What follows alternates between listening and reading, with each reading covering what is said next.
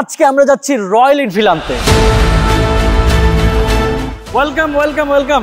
High. যাক, এত late করলা কেন? তো যাক, এখন আমরা ডেলিভারি পেয়ে গেছি, এখন আমরা বের হয়ে যাব। ছেলে মানুষ কিসে আটকায়? রয়্যাল এনফিল্ডে।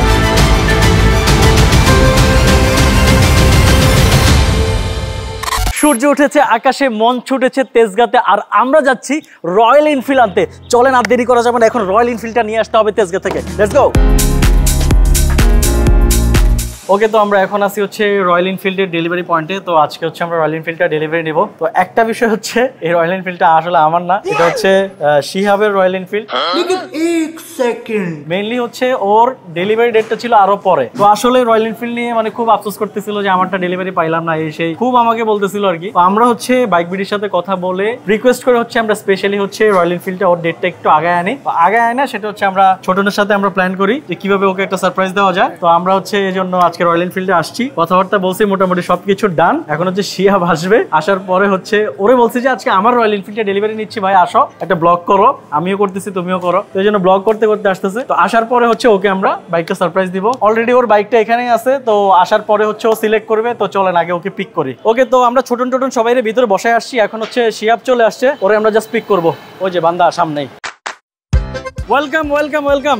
ভাই যাক, এত লেট করলা কেন? কই লেট করলাম ভাই, তুমি যে টাইমে আসছো বলছো ওই টাইমে আছি। আমি তোমার আগে আসছি। অনেক এক্সাইটেড ভাই, এতদিন ধরে আমার খুব শখ যে একটা রয়্যাল এনফিল্ড রিভিউ করব। সো একদম গেটআপ নিয়ে চলে আসছি যে রয়্যাল এনফিল্ডটা আমি কালে। তো তুমি আজকে আমার রয়্যাল এনফিল্ডের রিভিউ করবা?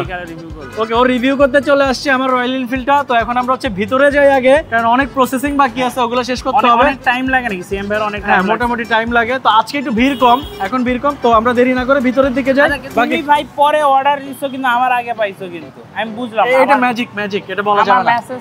এটা ম্যাজিক ম্যাজিক। চলো চলো লেটস গো, দেরি হয়ে যাচ্ছে ভাই। এইটাই মনে হয় অর্ডার দেওয়া লাগতো, ভুলে গেছি। আমি তো মনে করতেছি যে গ্লাসটা কি খুলে লয়ে যাবো নাকি, তাহলে মনে করে আমারটা লাগাই দিলাম। ভাই মাল কই থেকে আসলো? সিফাত, তুমিও পায়েল? হ্যাঁ ভাই, আজকে ঘটনাটা কি? আজকে তো ডারমে কুচ কালা কালা লাগতেছে। হ্যাঁ, এরা না আরো অনেকেই আছে এই জায়গায়, ঠিক আছে? তো তুমি আসো, এদিকে আসো, এদিকে আসো। আজকে তো আজকে কি ঘটনা? আজকে কি ঘটনাটা অন্যটা করতেছে? আমি তো কিছু বুঝি ঘটনা, বলো দেখি কাহিনী। তো আজকের ঘটনা হচ্ছে, আজকে যে রয়্যাল এনফিল্ডটা নিতে যাচ্ছি, এটা আসলে আমার না গাইস, এটা হচ্ছে তোমার গাড়ি। আমি এটাই ধারণা করছি ভাই, আমি এটাই ধারণা করছি। তোমার ডয়ার থেকে টাকা, এরপর হচ্ছে যে এগুলো সবকিছু নিয়ে পেপার টেপারও সব আমরা 15 দিন পরে ছিল।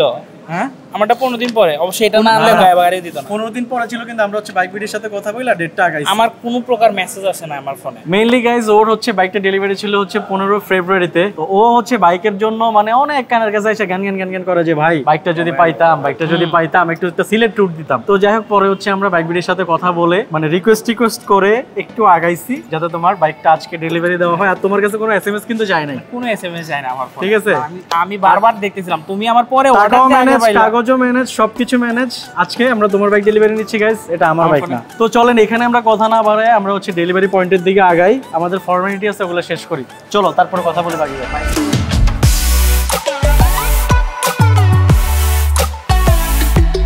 Shihab, congratulations for your new bike. এই হচ্ছে তোমার চাবি দুইটা, আর আগে তো বড় চাবি দিয়ে দিছি। এটা এমনি স্টার্ট দিও। হ্যাঁ, এটাকে এভাবে জোরে জোরে দাও, এভাবে জোরে দাও, তাহলে ভালো লাগবে। হ্যাঁ, জোরে দাও। তো যাই হোক, এখন আমরা ডেলিভারি পেয়ে গেছি, এখন আমরা বের হয়ে যাব। সো গাইজ, আমরা চলে আসছি একদম সরাসরি 300 ফিটে। আর বাইকের আমরা শর্ট দেখাতে পারিনি রাস্তাতে, বিকজ রাস্তার মধ্যে অনেক ট্রাফিক ছিল। তো এখন আমরা চলে আসছি নতুন একটা রেস্টুরেন্টে, সেটা হচ্ছে ফরেস্ট কিং রেস্টুরেন্ট। আর এই রেস্টুরেন্টটা হচ্ছে আপনার ওয়েস্টার্ন চত্বরে, আপনারা 300 ফিটে আসলে। তো আমরা অলরেডি এখানে খাবার অর্ডার করে দিচ্ছি দুপুরবেলা, যেহেতু আমরা কেউ কিছু এখনো খাই নাই। তো আমাদের খাবার রেডি হতে থাকুক, তার মধ্যে চলেন আমরা রয়্যাল এনফিল্ডের কিছু সিনেমেটিক শট দেখে আসি। Let's go.